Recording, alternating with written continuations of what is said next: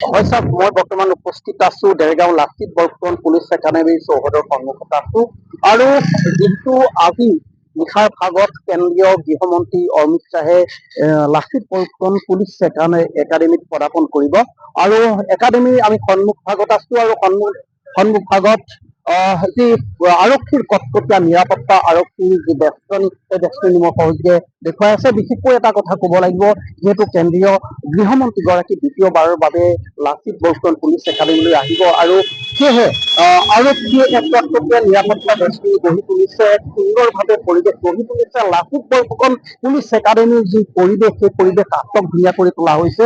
যিহেতু অসমৰ বিভিন্ন প্ৰান্তৰ পৰা যিসকল আৰক্ষী লোক আহে ইয়াত প্ৰশিক্ষণ গ্ৰহণ কৰে আৰু অসমৰ লগতে নহয় ভাৰতবৰ্ষৰ বহুকেইখন ৰাজ্যৰ যিহেতু আৰক্ষী জোৱানসকলে ইয়াত প্ৰশিক্ষণ গ্ৰহণ কৰে আৰু ইয়াত প্ৰশিক্ষণ গ্ৰহণ কৰি এজন পূৰ্ণ পৰ্যায়ৰ আৰক্ষীলৈ পৰ্যবেক্ষিত হয় আৰু তাৰ পিছতে যি মানৱ সেৱা, যি জনসাধাৰণৰ সেৱাত নিয়োজিত হয়। মোৰ সহযোগে পৰিৱেশটো দেখুৱাই আছে। মই বৰ্তমান উপস্থিত আছো লাচিত বৰফুকন পুলিচ একাডেমী চৌহদৰ সন্মুখত আছো। বিশেষভাৱে ক'ব লাগিব আজি নিশা 7:50 পাবহি যোৰহাট যিহেতু কেন্দ্ৰীয় মন্ত্ৰীগৰাকী আৰু তাৰ পিছতে কেন্দ্ৰীয় গৃহমন্ত্ৰীগৰাকী দেৰগাঁও লাচিত বৰফুকন পুলিচ একাডেমীত আজি নিশাটো কটাব আৰু পুৱাৰ ভাগত কেন্দ্ৰীয় গৃহমন্ত্ৰীগৰাকীয়ে যিহেতু এক অনুষ্ঠানত ভাগ ল'ব আৰু অনুষ্ঠানত ভাগ লৈ লাচিত বৰফুকন পুলিচ একাডেমীৰ যি নৱনিৰ্মিত যি ভৱন, এই নৱনিৰ্মিত ভৱনৰ শুভ উদ্বোধন কৰিব আৰু শুভ উদ্বোধন কৰিয়েই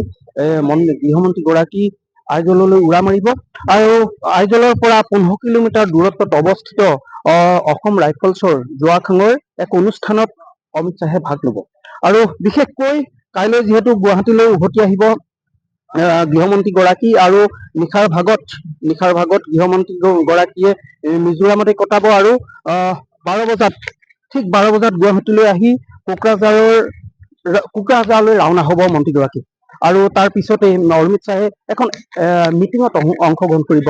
এপছুৰ যিখন 57 সংখ্যক যি অধিৱেশন, 57 সংখ্যক বাৰ্ষিক অধিৱেশনত তেওঁ অংশগ্ৰহণ কৰিব আৰু অংশগ্ৰহণ কৰি গৃহমন্ত্ৰীগৰাকী পুনৰ কন্যাধাৰলৈ উভতি আহিব আৰু কন্যাধাৰৰ পৰা ৰেডিচন ব্লুলৈ তেওঁ আহিব আৰু ৰেডিচন ব্লুত যিহেতু 8 ৰাজ্যৰ মুখ্যমন্ত্ৰীৰ লগত এক আলোচনাত মিলিত হ'ব আৰু মিলিত হোৱাৰ পিছতে কেন্দ্ৰীয় গৃহমন্ত্ৰীগৰাকী পুনৰ দিল্লীলৈ উৰা মাৰিব। বিশেষকৈ এটা কথা ক'ব লাগিব, সাম্প্ৰতিক সময়ত ৰাজ্যৰ 8 গৰাকী মুখ্যমন্ত্ৰীক যিহেতু গুৱাহাটীলৈ আমন্ত্ৰণ কৰিব আৰু কন্যাধাৰাত তেওঁলোকৰ লগত এক আলোচনাত মিলিত হ'ব।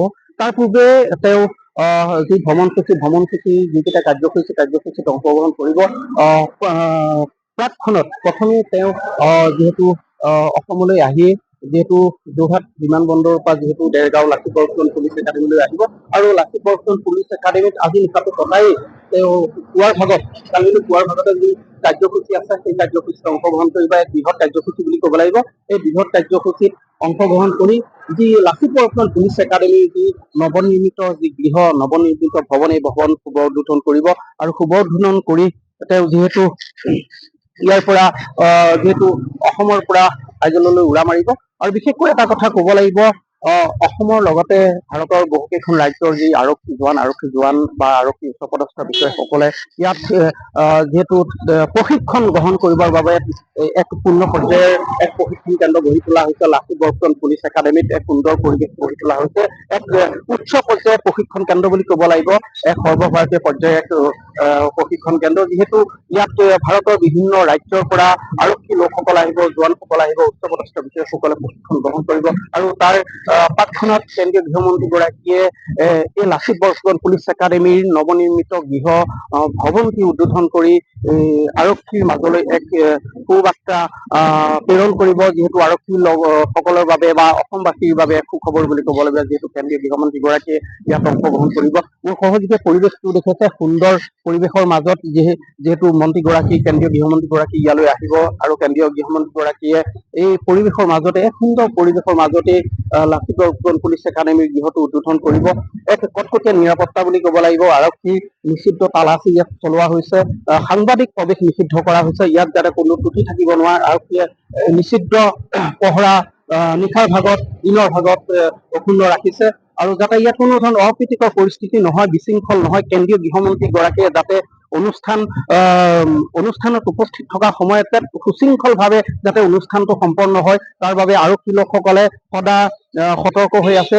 পুৱাৰ ভাগৰ পৰা নিশাৰ ভাগলৈ এক চোকা নজৰ ৰাখিছে আৰু যিহেতু কেন্দ্ৰীয় গৃহমন্ত্ৰীগৰাকীৰ নিৰাপত্তাৰ খাতিৰত আৰক্ষী লোকসকলে বিভিন্ন পৰ্যায়ত বিভিন্ন দিশত তেওঁলোকে কাম কৰা দেখিবলৈ পোৱা গৈছে। বিভিন্ন প্ৰান্তৰ পৰা আৰক্ষী উচ্চ পদস্থ লোকসকল আহিছে, তেওঁলোকে ইয়াত উপস্থিতিৰ নিৰাপত্তা অক্ষুণ্ণ ৰাখিছে আৰু নিশাৰ ভাগত যিহেতু কেন্দ্ৰীয় গৃহমন্ত্ৰীগৰাকী যোৰহাট বিমানবন্দৰৰ পৰা আহি দেৰগাঁও লাচিত বৰফুকন পুলিচ একাডেমীত পাবহি, নিশাটো কটাব, পুৱাৰ ভাগত যিহেতু কাৰ্যসূচীত অংশগ্ৰহণ কৰিব, তাৰ বাবে আৰক্ষী লোকসকলক ব্যস্ততা দেখিবলৈ পোৱা গৈছে। এনেকৈ পুৱাৰ ভাগত এই দৃশ্য দেখিবলৈ পোৱা গৈছে।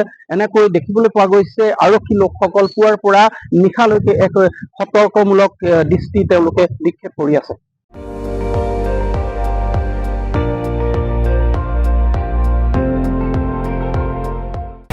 আপুনি চাই আছে ND24, সৰ্বশ্ৰেষ্ঠ নহয়, সৰ্বোত্তমৰ দৌৰত।